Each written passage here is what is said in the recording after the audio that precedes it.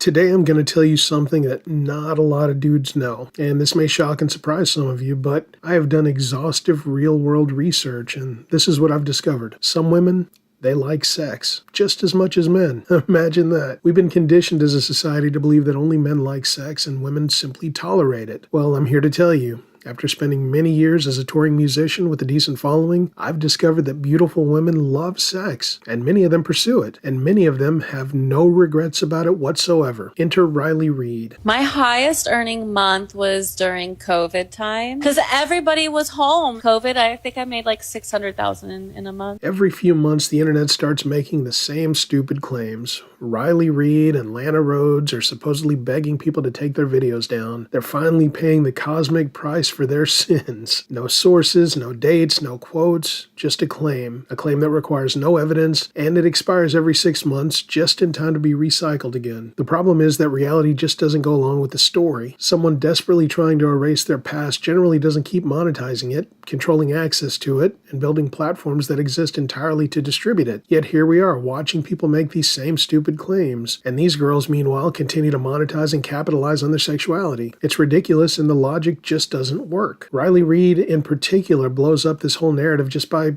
existing in public. She looks comfortable, socially fluent, and honestly, she looks just fine. Not bravely coping, not barely holding it together, just fine, which is unacceptable to some people because their story requires her to be secretly miserable. The internet needs her to be damaged or at least apologetic because a woman who made money, stayed famous, and didn't implode ruins the moral lesson here. Lana Rhoades gets the same treatment for a different reason. She's been open about being traumatized in the industry because of how they treated her early on. She had a lack of control, there was a lot of pressure, she was being pushed into situations that she didn't necessarily want. But that's not a confession of eternal regret. I mean, if she really regretted it, why would she still be doing an OF account? If she really wanted everything to be taken down, why would she be creating more content? And every time this stupid story cycles back through the feed, Riley and Lana allegedly begging the internet to erase their past, you can set your watch by the comments section. Right on cue, a swarm of dudes who couldn't get laid in high school show up to announce, with chests puffed out confidently, "That's what she gets, you guys." No context, no evidence, just a smug little moral victory from people who, let's be honest, probably consume their content more than the average person. The loudest critics are probably their regular customers on OF. These guys didn't discover Riley Reid or Lana Rhoades when they saw one of these posts on Facebook. They sought the content out. They found them, they watched them, they enjoyed them, they bookmarked them, and talked about it in group chats. But then one day something shifted, something psychological. The fantasy ended. Real life resumed, and the distance between what they want and what they can realistically attract became impossible to ignore. That's when enjoyment turns into resentment. Adult movies work because of the illusion. It gives you the illusion of access. But once it settles in that the woman in the scene is rich, famous, selective, and would never look twice at you in real life, the ego needs a coping mechanism. These dudes decide that she must be damaged, broken, miserable, secretly ashamed. If she's paying the price, then suddenly it feels like cosmic justice or internet justice or something. The dudes in the comments section could never get women like this, so they get resentful. And the second they see an opportunity, they pounce. They take it. So these guys rewrite the story in their heads. They weren't rejected. They were vindicated. They didn't fail to measure up. The woman is actually ruined and they don't want them anyway. That's why the comments are so mean, so personal, so eager. It's not a critique, it's a retaliation against a fantasy that stopped cooperating. And the irony is brutal. The same dudes sneering, "That's what she gets." We're watching them and taking care of business just 10 minutes ago. And what's that saying? The guilty dog barks the loudest? So yeah, it's much easier to pretend you are above it now, standing on some imaginary moral high ground, but we all see through it. The angrier the comments, the more transparent you become. And again, to me, Riley Reid looks happy. She looks functional. Lana Rhoades took control of her story. She has agency now. And you know what? She makes a ton of money on OF. And here's something that most of you fail to understand. Neither of them would want the content taken down because every clip, every video, every still image, it's free advertising for their OF. All of those things point people directly to their pages. The rumor that they want it taken down just isn't sustained by the evidence. Having those scenes up is a good business model. And these dudes dudes in the comments know that. But their bruised egos and unmet expectations love the idea that these unattainable women are suffering somehow. These made-up stories aren't about consequences, they're clickbait, meant to feed the least of us. These dudes are unhappy, so they're drawn to these stories by their own bitterness, because bitterness always finds an audience online. Stories like this deliver emotional closure to people who want it. It turns complex adults into a simple cautionary tale. It lets commenters feel morally superior while pretending they weren't enthusiastic customers 5 minutes ago. That's what she gets. Sounds a whole lot better than "I like this, benefited from it, and now I feel weird about it." And in the end, the rumor isn't really about Riley Reid or Lana Rhoades at all. It's about the audience that wants retroactive shame without personal responsibility. The myth survives because it feels satisfying, not because it's true. And on the internet, that's usually more than enough. And when you see one of these stories and read the comments, you can just smile now because now you understand it. Now you get it. And as a side, I'm a fan. Riley has that cute girl next door energy. Simp. And Lana has that smoldering thing big time. Simp. I actually know girls who like them as well. Straight girls at that. Some beauty doesn't require a beholder. Some beauty is objective. Some beauty is universal. I just don't understand anyone, male or female, that resents anyone else just for being attractive. And that's what all of this boils down to. They're attractive, you're not, and now you're mad. Anyway, that's it. Am I right? Am I wrong? Let me know all the reasons I'm an idiot in the comments. Like, share, subscribe, click notifications, and I will see you next time.